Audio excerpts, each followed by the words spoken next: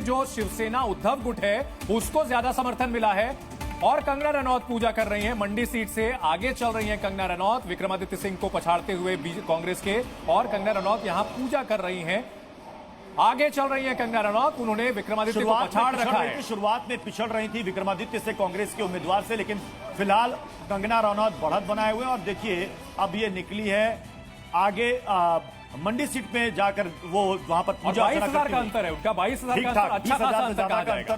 20,000 ज्यादा का अंतर फिलहाल हासिल कर लिया। शुरुआत में वो पिछड़ रही थी मंडी सीट से। ये भी हॉट सीट है जो सबसे ज्यादा चर्चा का विषय बनी हुई है, क्योंकि कंगना रनौत ने कहा कि मुझे लोग कहते हैं कि सिर्फ मैं एक्ट्रेस हूं, मैं राजनीति में नहीं आ सकती, मैं देश की सेवा नहीं कर सकती हूं, मैं हिमाचल की बेटी हूं, मैं मंडी की बेटी हूं और मैं यहां पर लोगों की सेवा करने आई हूं। अब देखना है कि इस बार क्या वहां से हिमाचल का और मंडी का आशीर्वाद प्राप्त करके निकलती हैं या नहीं निकलती हैं। फिलहाल 22,000 वोटों से बढ़त बनाए हुए हैं। विक्रमादित्य यहां पर पिछड़ रहे हैं, जिन्होंने कहा था कि वो जाकर के फिल्म इंडस्ट्री में, बॉलीवुड में ही अपना काम करे, उनसे राजनीति नहीं होने वाली है। बिल्कुल, तो कंगना रनौत एक बार फिर से आगे हो चुकी हैं और अच्छी खासी बढ़त उनकी अब दिख रही है। फिलहाल वे पूजा पाठ करती हुई नजर आई थी, कार्यकर्ताओं से, नेताओं से मिलती हुई नजर आई थी। टोटल टैली जो अब तक दिख रही है रुझानों की वो है 543 में एनडीए 295 सीटों पर आगे, मैजिक फिगर है 272 का, जिससे कंफर्टेबल मेजोरिटी दिख रही है। 23 सीट आगे नजर आ रही है एनडीए, लेकिन 400 पार के दावे जो थे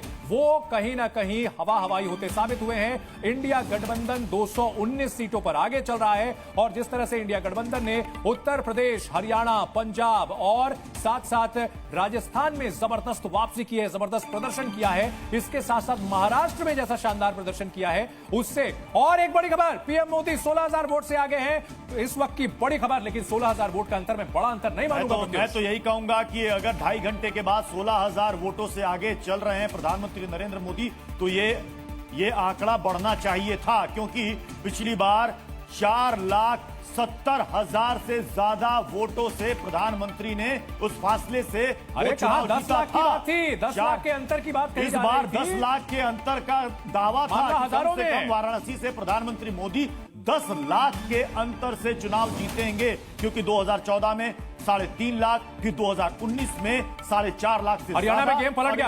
अभी तक 2.5 घंटे के बाद हरियाणा में गेम पलट गया। 4-6 से कांग्रेस आगे हो गई है, सिरसा से शैलजा आगे हो गई है, 4-6 से कांग्रेस आगे। यानी कहा 50-50 का मुकाबला 60-40 पर आ गया हरियाणा में। देख लीजिए, ये वो स्टेट है, ये वो स्टेट है। और हम ही ने सबसे पहले आपको बताया था, हम सुबह से कह रहे हैं, हमने अपने आई एग्जिट पोल में ये बताया था कि हरियाणा में कांटे की टक्कर है। सुबह से हम ये कह रहे हैं कि हमने जो हरियाणा का यह एग्जिट पोल बताया था जिसमें कांटे की टक्कर थी बीजेपी और कांग्रेस में, वो एग्जिट पोल बिल्कुल सटीक साबित होता नजर आ रहा है। ये हम सुबह से बता रहे हैं जो हरियाणा के आंकड़े आ रहे हैं। एग्जिट पोल्स की बात की जाए तो वो एक तरफा जीत दिखा रहे थे, लेकिन हमने बताया था कि कुल मिलाकर हमने 305 सीटें एनडीए के लिए प्रेडिक्ट की थी और कहीं ना कहीं उसके आंकड़े के पार, यानी हमारे